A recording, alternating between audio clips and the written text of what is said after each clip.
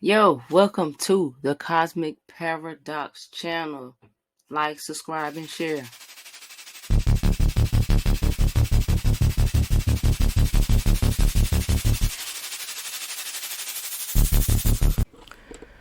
Alright, so the power of mudras. Now, this is from the movie Black Adam. So, in the movie The Black Adam, they would put up this symbol and it was like a symbolic reference, a call for him. He was their champion, the champion of Kamdar.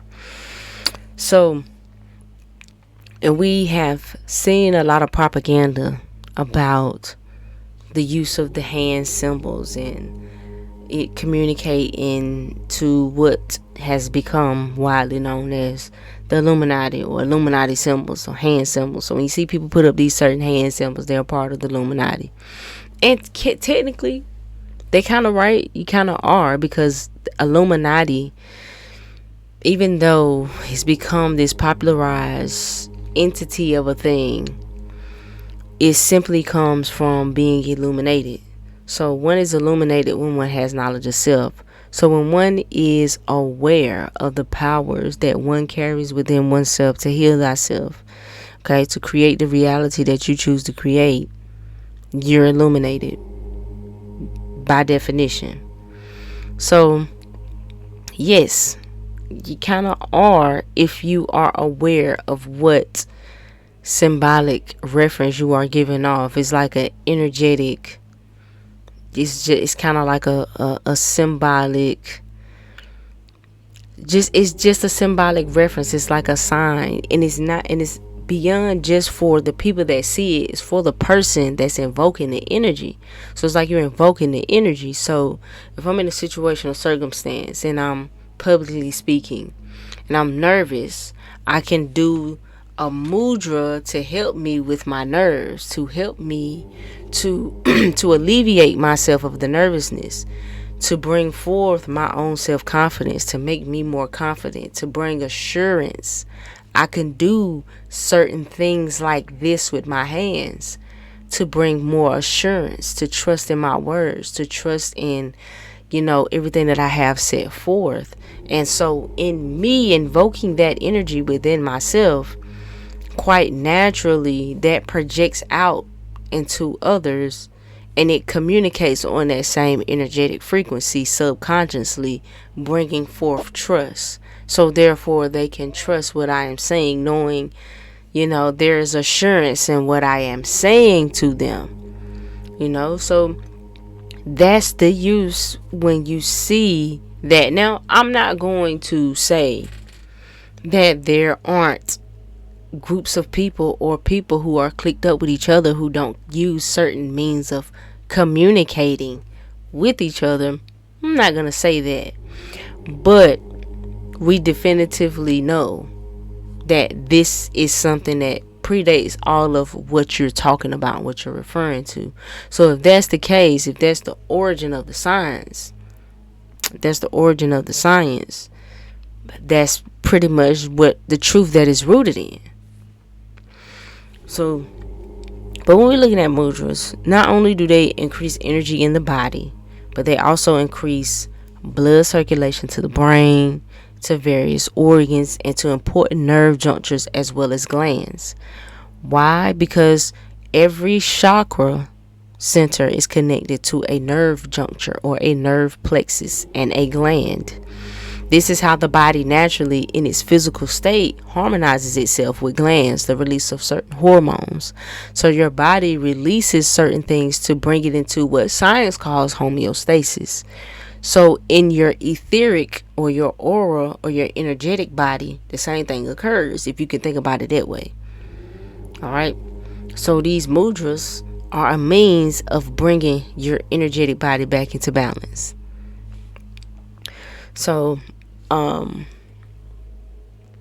yogis and saints, they used to map out hand areas that were associated with reflexes, which were related to different areas of the body and the brain. So when you see reflexology, this is what this goes back to, right?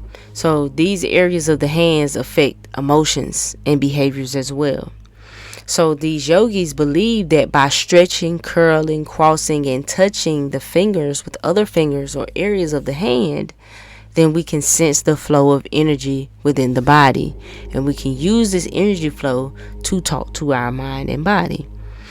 So there are certain mudras in yoga which control involuntary physiological processes. So mudras achieve this by uniting nerve terminals in the fingers, and as a result they activate different areas of the brain, as well as the sympathetic and parasympathetic nervous system of our body, which is what has to do with your nerve centers, nerve junctures, glands, things of that nature. So by performing mudras regularly, you can actually facilitate healing. So you expand your consciousness, you can relax your mind and improve your psychological and physiological conditions by understanding the way energy works within your own body. Everything is done by simply touching your fingers and hands together. So when you can understand how this system works, you can put this into action, put this into play. Okay?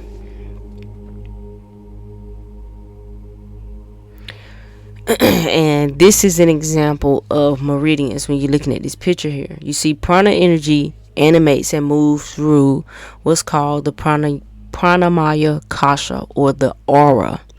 Okay, so that's the etheric double of your physical body. So you have your physical body, but you also got your aura, or what's known as your aura, your etheric body. Remember when you watch Loki, when the TVA first captured him, they take him, he goes through a machine and it captures his auric body. And he's like, what is that? So prana is not a physical energy. Okay, so when you watching Dragon Ball Z and they doing all they doing, this is prana, this is chi, this is what they talking about. So it's not a physical energy. It's different than the electrical currents that move through your nervous system. It's not the same thing as that, so it's different. Now, acupuncturists and other energy practitioners of the East, people who do Reiki and stuff like that, they refer to the nadis, as meridians. As I stated before, that you can see here, these are what's known as meridians. So when you're dealing with acupuncture and they're placing needles in certain particular parts of the body, they are referring to these energy channels or energy highways that's connected to specific parts of the body or specific certain organs. So this system in your pranamaya kasha is made up of 72,000 nadis. So as prana flows through these nadis, it reaches every part of your body. So even when they talking about the force is in you, that's the force. This is what they talking about, that prana energy. Knowing how to control that energy that is within you, that force. Even when you watch Infinite, Treadway was learning how to use this energy. So if you can visualize, if you can think about the energy system in your body as roads within a highway system. You know how I'm in Atlanta, so when you get on 75 and then 75 runs into 85 and then you got the 285 loop, that's how your body has highways and channels all within it, going to all parts of your body. So when traffic is moving, when it's flowing freely, that's when your prana is free flowing and the body is vibrant, the body is healthy. But when these energy channels, when your nadis, when they get blocked, or when those junctions, which are like your chakra centers, when they get blocked, the flow is weak. It's like a traffic jam. So your body can't get the energy it needs, when and how it needs, and to the level and the demand that it needs. So your body becomes weaker. Your immune system gets weaker. Certain little ailments and things like that build on and becomes, symptoms of something bigger if it continues to prolong. So where most blockages often happen is in the chakra centers. It mostly happens within your chakra centers, which are more, like I said, like those junctions where two or more roads meet or cross. So they are more likely to get blocked because more interaction is happening here. There can be more of a jam, because the chakra centers themselves cover specific parts of the body, specific regions and areas related to specific types of energy, specific type of trauma that can occur, right?